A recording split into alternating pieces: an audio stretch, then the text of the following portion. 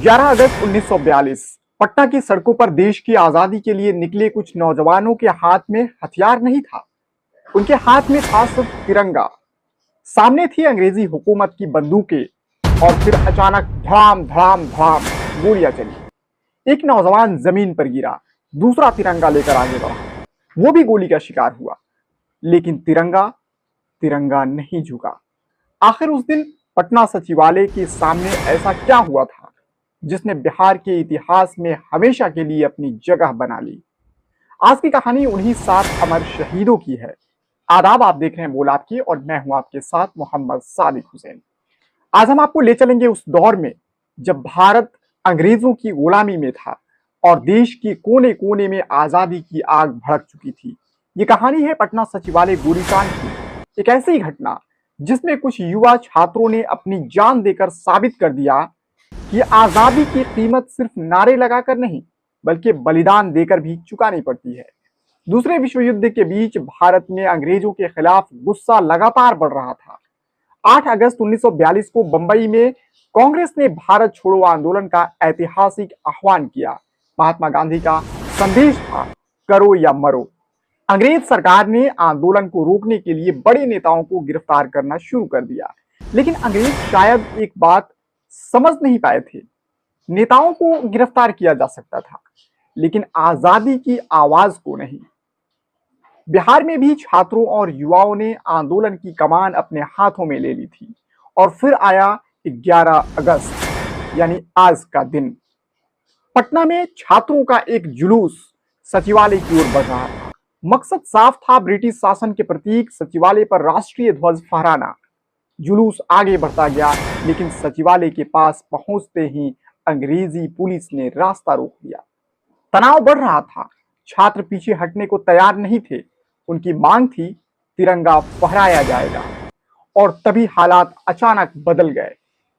अंग्रेज पुलिस ने गोलियां चलानी शुरू कर दी। गोलियों की आवाज से पूरा इलाका दहल उठा। छात्रों में भगदड़ मची लेकिन कुछ नौजवान पीछे नहीं हटे। वे तिरंगा लेकर आगे बढ़ते रहे। एक छात्र गोली लगने से गिरा, फिर दूसरा आगे आया, वह भी गोली का शिकार हुआ और फिर तीसरा, फिर चौथा, फिर पांचवा। लेकिन तिरंगे को सचिवालय तक पहुंचाने की कोशिश जारी रही। इस गोलीकांड में उमाकांत प्रसाद सिन्हा, रामानंद सिंह, सतीश प्रसाद झा, जगपति कुमार, देवीपत चौधरी, राजेंद्र सिंह और राम गोविंद सिंह समेत कुल 7 छात्र जो है शहीद हो गए। ये सिर्फ 7 नाम नहीं है, ये आजादी की उस कीमत के 7 अध्याय हैं जिसे बिहार ने अपने खून से लिखा। इस घटना ने पूरे बिहार को झकझोर कर रख दिया। पटना में विरोध और तेज हुआ, लोग सड़कों पर उतर आए। ब्रिटिश सरकार ने आंदोलन को दबाने की पूरी कोशिश की लेकिन गोली की आवाज दबाई जा सकती है, आवाज के पीछे खड़ी सोच को नहीं। पटना सचिवालय गोलीकांड ने बिहार के स्वतंत्रता आंदोलन को और उग्र बना दिया। आज पटना सचिवालय के सामने मौजूद शहीद स्मारक से 7 युवाओं की कहानी कहता है। सोचिए, अगर वो नौजवान उस दिन डरकर पीछे हट जाते तो शायद हम उन्हें कभी याद नहीं करते।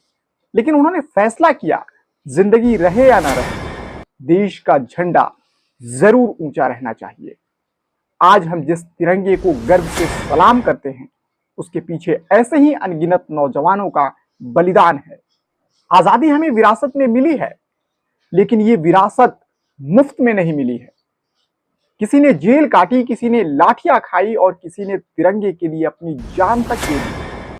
पटना सचिवालय के वो 7 नौजवान आज भी हमसे एक सवाल पूछते हैं, जिस आजादी के लिए हमने अपनी जान दे दी, क्या तुम उसकी कद्र कर रहे हो? अगर ये कहानी आपको अच्छी लगी हो तो इसे सिर्फ लाइक मत कीजिए, इसे आगे बढ़ाइए, क्योंकि इतिहास तभी जिंदा रहता है जब नई पीढ़ी उसे याद रखती है। शुक्रिया।